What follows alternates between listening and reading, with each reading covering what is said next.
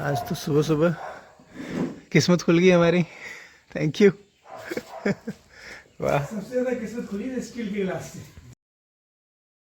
Good morning दोस्तों, cycle यात्रा का एक और नया दिन शुरू हो गया है, जहां हमने सुबह सुबह चाय पी और अपने इस कैंप से सुंदर से सूरज को निहारा।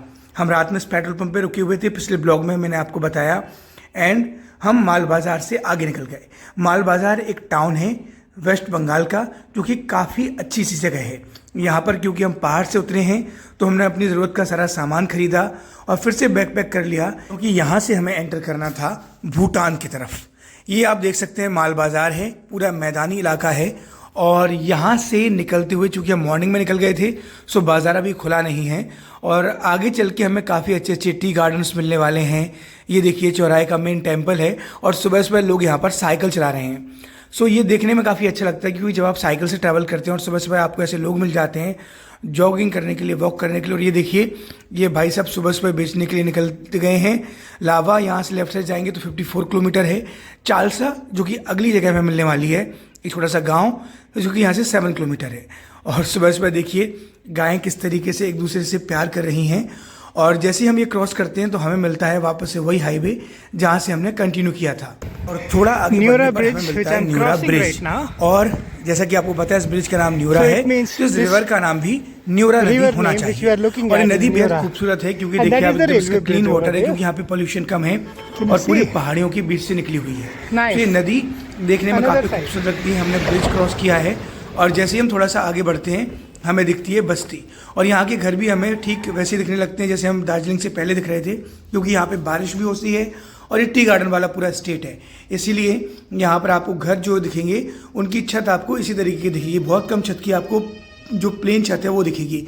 यहाँ के घर पूरी तरीके से ईंट मिट्टी के बने हुए हैं, सीमेंट के बने हुए हैं, लेकिन छत सबकी टिन शेड वाली है, जो कि बारिश से बचाव करती है और कई तरह के मौसम में इसे ठीक रखती है।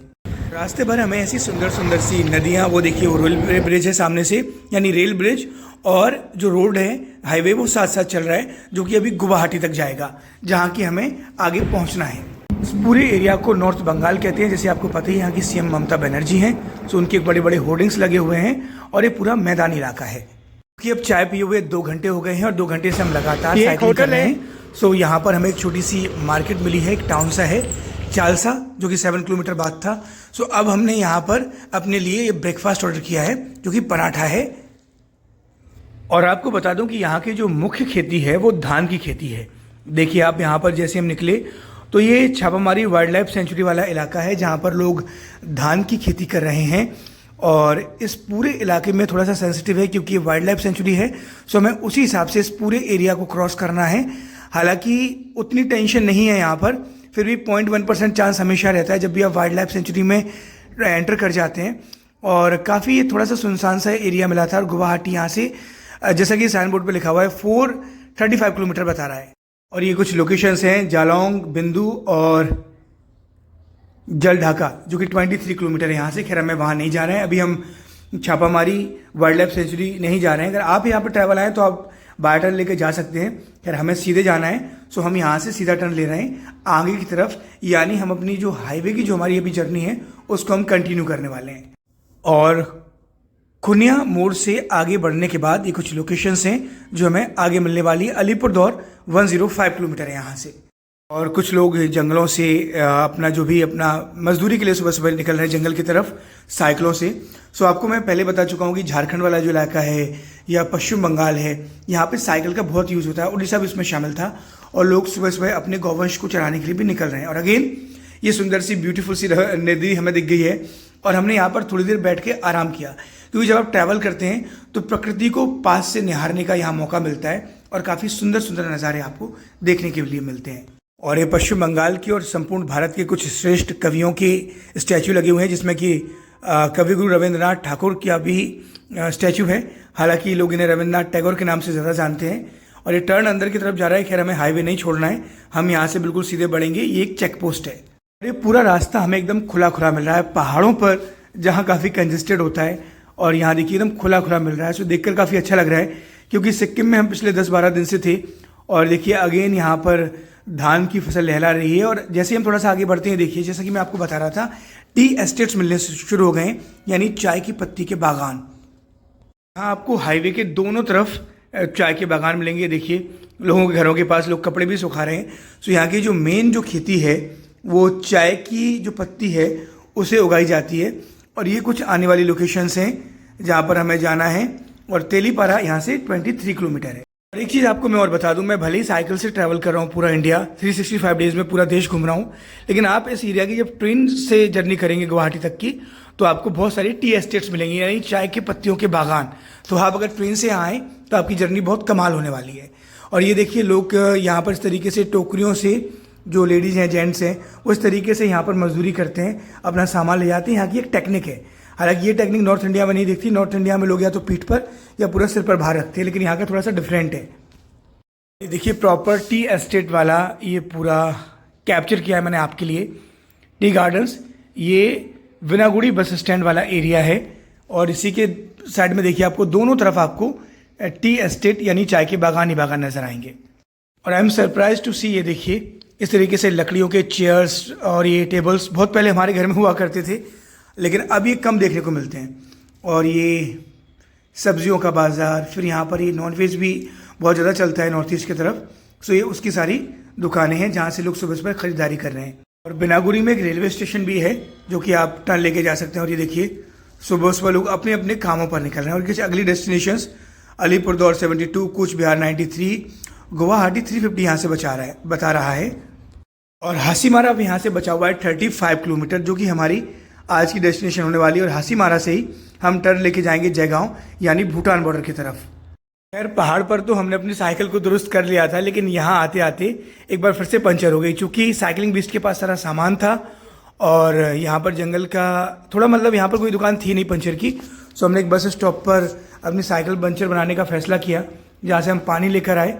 और फिर ये हमें दो भाई मिले जो कि दार्जिलिंग साइड से हैं, सिक्किम साइड से, और इन्होंने हमें चाय पिलाई और हमने इनके साथ काफ़ी सारी बातचीत करी और भी पंचर को बनाना ठीक किया।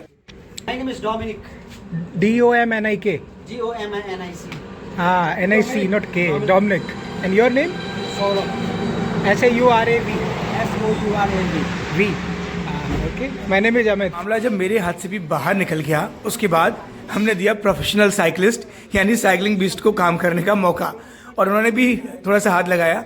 उसके बाद पंचर पूरी तरीके से ठीक हो गई और हमने अपनी साइकिल को वापस से सेटल किया, इसके ट्यूब को, टायर को।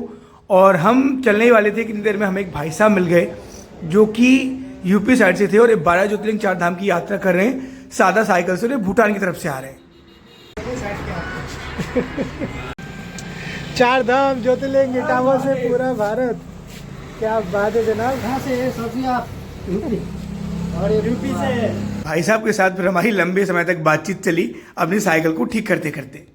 केदारनाथ तो दोनों मिला के रहेगा, क्योंकि आप सिर्फ ज्योतिर्लिंग कर रहे हैं ना? नहीं, हम तो सब कर रहे हैं ना। हाँ, शक्तिपीठ भी कर रहे हैं। तो हमारा मेरा 8 साल पहले 1.5 साल में पूरा हो गया था। 4 धाम पूरा घूम के अब हम जा रहे हैं नॉर्थ ईस्ट। आपकी एज में घूमना, मैं तो आप एज क्या जवान है वो। फॉलोवर्स नहीं बढ़ रहा, सिर्फ व्यूज बढ़ रहे हैं। अच्छा, आजकल किसी के नहीं बढ़ रहे हैं। देख लेते हैं। बच्चे तो हमारे पर्सनल लाइफ को मत देखो। अच्छा ठीक, ये आपका कोई नहीं, बढ़ेंगे, मेहनत करते रहिए। कर रहा हूँ, डाल रहा हूँ। इसे कोई भी पहले यात्री है, साइकिल वाला, बाइक वाला टकरा जाता है, यानी कोई मुसाफिर टकरा जाता है, तो समय जल्दी पास होता है, क्योंकि सब लोग अपने अपने अनुभव बताते हैं और सभी के अनुभव एकदम खास होते हैं। और सभी एक दूसरे को ऐसी सी चीज़ें बताते हैं जो कि ट्रैवल में एक दूसरे की काफ़ी हेल्प करती हैं। ये दोनों भाई हमसे विदा ले गए, जो कि काफ़ी देर तक हमारे साथ बातचीत कर रहे थे। जयगांव में रुकने की जगह कौन सी बता रहे हो? धर्मशाला कहाँ है? कौन सी है? धर्मशाला जैसे आप बॉर्डर पे पहुँचोगे ना गेट पे, तो गेट के हल्के से पीछे हनुमान मंदिर है, गेट के पास में। ये पूजा के लिए, आपके लिए वस्तु बिल्कुल अच्छी करे, लपेटने के लिए बढ़िया है। तो हनुमान मंदिर में पुजारी है ना, वो आपको सब बता देगा। और फिर दादा को कुछ मैंने भगवा वस्त्र दिए, क्योंकि मेरी 12 ज्योतिर्लिंग 4 धाम की यात्रा कंप्लीट हो गई है। इन वस्त्र को मैंने इस्तेमाल किया था, और कुछ जो वस्त्र थे वो अच्छी कर थे, यानी इनका इस्तेमाल मैंने नहीं किया था। सो ये दादा भी, इनकी जर्नी बहुत आगे जानी है रामेश्वरम तक। सो इनके काम में आएंगे पूजा पाठ में, क्योंकि बीइंग अ साइकिलिस्ट आपको कपड़े धुलना मुश्किल होता है, तो कुछ कपड़े आपको ऐसे रखने चाहिए जिससे आप इजीली टेंपल वगैरह जा पाएँ और उन्हें वापस से उनका इस्तेमाल कर पाएँ। सो हम अपनी साइकिल ऑलमोस्ट ठीक कर चुके थे, बैकपैक कर रहे थे, तब तक साइकिलिंग बिस्ट वाले भाई साहब, इटावा वाले भाई साहब की साइकिल चेक करने चले गए, क्योंकि इन्हें सारी साइकिल चला के देखनी थी। खैर सबको विदा करके हम आगे बढ़ गए और देखिए सन सेट का टाइम हो गया है, देखने में बेहद खूबसूरत लग रहा है और इस पूरे रास्ते में ऐसी नदियाँ हैं। सो हम नेचर के काफ़ी करीब हैं, क्योंकि ये जो पूरा एरिया है आगे चल के हमें वाइल्ड लाइफ सेंचुरी मिलने वाली है, क्योंकि हम गुवाहाटी में एंटर करेंगे यानी आसाम में। सो वहाँ पे जो पूरा एरिया हमें मिलेगा वहाँ पर काफ़ी सारे वाइल्ड लाइफ सेंचुरीज हैं, स्पेशली जो राइनोज हैं यानी कि एक सिंग वाले जो गेंडे हैं। नाम इतने कमाल के मिलते हैं क्योंकि प्रोनाउंसिएशन अजीब हो जाते हैं। देखिए दाल दली या ढाल डली, जो भी आप इसे पढ़ें। तो ये काफ़ी इंटरेस्टिंग नाम था। और यहाँ पे देखिए यहाँ पर धान के खेत कुछ लगे हुए हैं, कुछ धान कट चुकी है और कुछ खेत सूख चुके हैं। ये मिला जुला टाइम चल रहा है इस वक्त, क्योंकि ये नवंबर का महीना है। देखिए अगेन यहाँ पर बच्चे हों, बुजुर्ग हों, महिलाएं हों, सभी साइकिल का इस्तेमाल करते हैं। तो एक तरीके से लो बजट ट्रैवल भी और आपको फिट रखता है। और ये देखिए अगेन सुंदर सी नदी आ गई है, इसको आप भी निहारिए।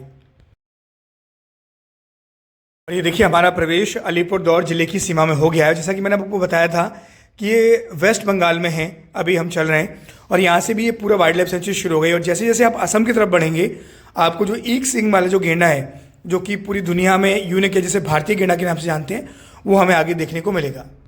और हासीमारा यहाँ से 11 किलोमीटर बचा हुआ है, अगर मैं सही पढ़ रहा हूँ तो, क्योंकि ये बंगाली में लिखा हुआ है। अरे ये हम NH 317 पर चल रहे हैं। हम पहुँच चुके हैं जल्दापारा नेशनल पार्क। यहाँ पर आपको काफ़ी सारे जानवर वगैरह मिल जाएंगे। देखिए राइनो का तस्वीर यहाँ पर लगा हुआ है जो कि फेमस है। हाथी है, वाइल्ड बफेलो है, इसका स्टैचू लगा हुआ है। हालांकि रात हो गई है, क्योंकि आगे चल के हम गुवाहाटी में काजीरंगा देखने वाले हैं। सो हम इन कुछ नेशनल पार्क्स को स्किप कर रहे हैं, लेकिन आप अगर इधर आएँ तो आप यहाँ ट्रैवल कर सकते हैं। और ये हमें एक देखिए लोकेशन, जहाँ पर हमें लोगों ने बताया कि यहाँ पे पराठा बहुत अच्छा मिलता है। सो हमने यहाँ पे पराठा खाया, जो कि दिल्ली की तरह मिलता है। देखिए रेलवे बिल्कुल पास से निकल रही है। सो ये हमारा आज का डिनर हो गया, जो कि बिहार के भाई साहब थे और ये बिहारी स्टाइल में हमें पराठा खिला रहे थे, सत्तू वाला, जो कि काफ़ी टेस्टी था। और दादा का एक सत्तू वाला पराठा काफ़ी हैवी हो जाता है, लेकिन हम बहुत भूखे थे इसलिए हम 2-3 पराठे खा गए और दादा को बाय बोलकर आगे बढ़ गए। चूँकि अब बिल्कुल एकदम अंधेरा हो चुका है और शाम के 6 बजने वाले हैं, इसीलिए। और सर्दियों के मौसम देखिए 6 बजे ऐसा अंधेरा हो जाता है, इसलिए हमने एक पेट्रोल पंप पे पूछा, हमें एक जगह नहीं मौका मिला, दूसरी जगह हाँ कर दिया, उसके बाद यहाँ हम सो गए।